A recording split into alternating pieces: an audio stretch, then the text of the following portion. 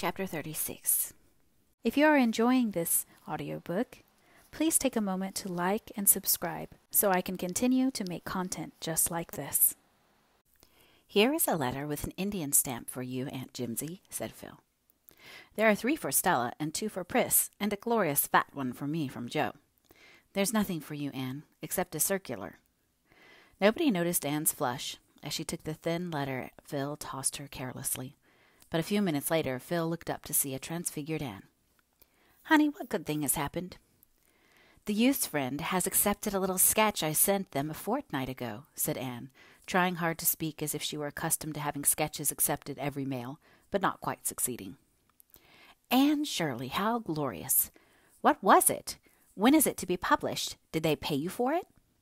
"Yes, they've sent a check for $10, and the editor writes that he would like to see more of my work. Dear man, he shall. It was an old sketch I found in my box. I rewrote it and sent it in, but I never really thought it would be accepted because it had no plot," said Anne, recalling the bitter experience of Averil's atonement. "What are you going to do with that $10, Anne?" "Let's all go uptown and get drunk," suggested Phil. "I am going to squander it in a wild, soulless revel of some sort," declared Anne gaily. "At all events, it isn't tainted money, like the check I got for that horrible, reliable baking powder story. I spent it usefully for clothes and hated them every time I put them on."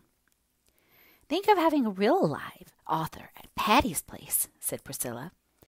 "It's a great responsibility," said Aunt Jamesina solemnly. "Indeed it is," agreed Pris with equal solemnity. "Authors are kittle-cattle. You never know when or how they will break out. Anne may make copy of us." "I meant that the ability to write for the press was a great responsibility," said Aunt Jamesina severely. "And I hope Anne realizes it. My daughter used to write stories before she went to the foreign field, but now she has turned her attention to higher things.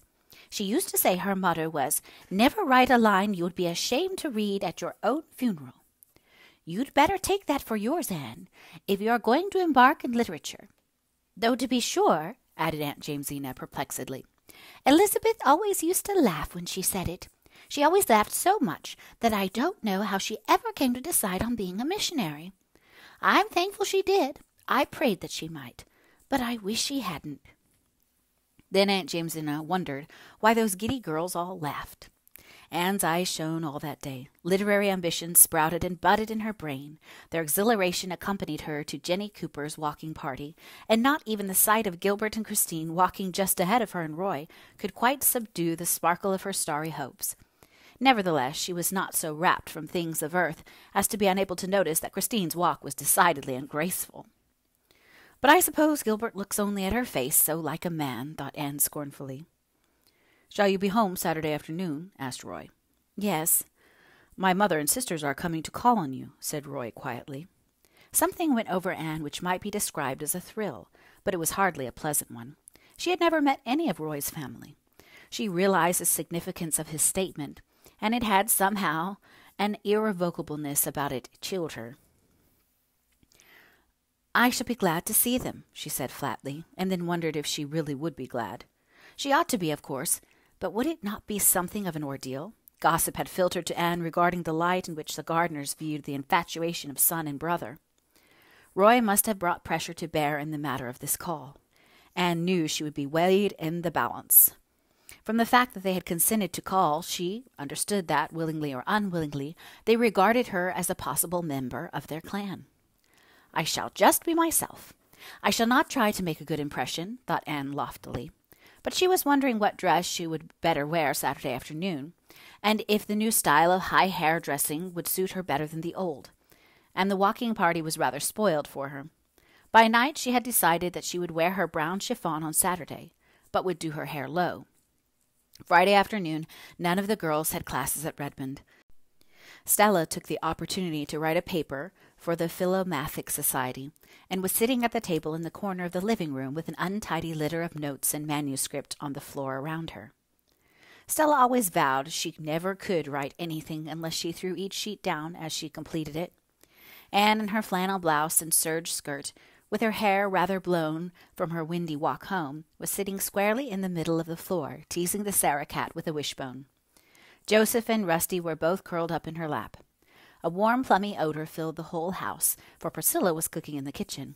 Presently she came in, enshrouded in a huge work apron, with a smudge of flour on her nose to show Aunt Jamesina the chocolate cake she had just iced. At this auspicious moment the knocker sounded.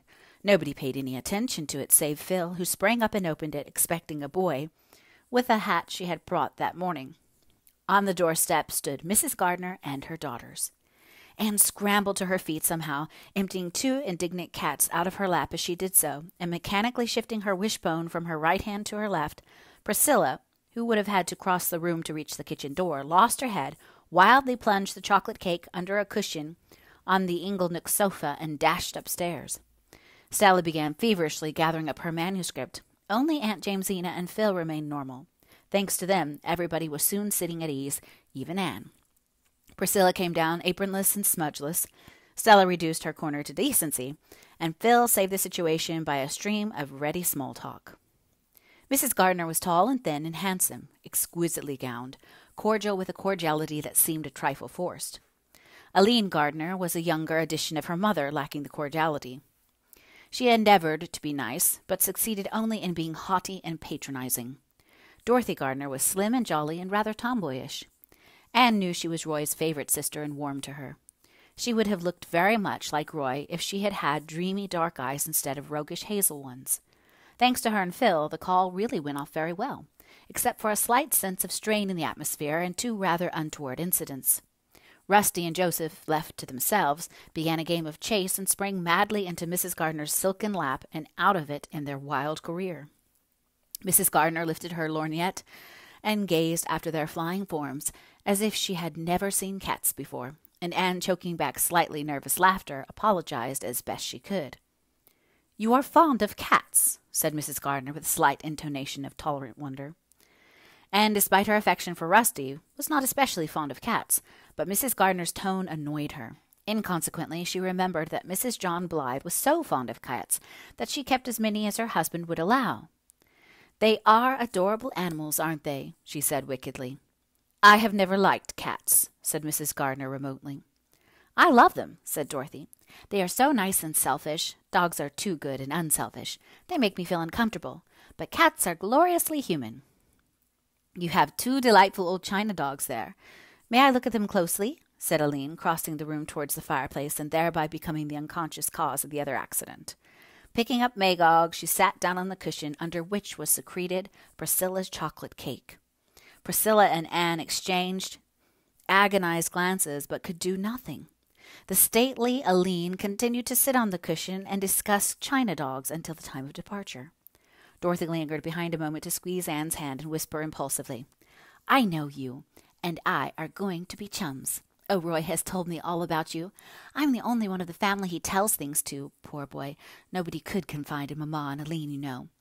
What glorious times you girls must have here. Won't you let me come often and have a share in them?" "Come as often as you like," Anne responded heartily, thankful that one of Roy's sisters was likable. She would never like Aline, so much was certain, and Aline would never like her, though Mrs. Gardner might be one. Altogether, Anne sighed with relief when the ordeal was over. "Of all sad words of tongue or pen, the saddest are, 'it might have been,'" quoted Priscilla, tragically lifting the cushion. "This cake is now what you might call a flat failure, and the cushion is likewise ruined. Never tell me that Friday isn't unlucky." "People who send word they are coming on Saturday shouldn't come on Friday," said Aunt Jamesina. "I fancy it was Roy's mistake," said Phil. "That boy isn't really responsible for what he says when he talks to Anne. Where is Anne?" Anne had gone upstairs. She felt oddly like crying, but she made herself laugh instead. Rusty and Joseph had been too awful, and Dorothy was a dear.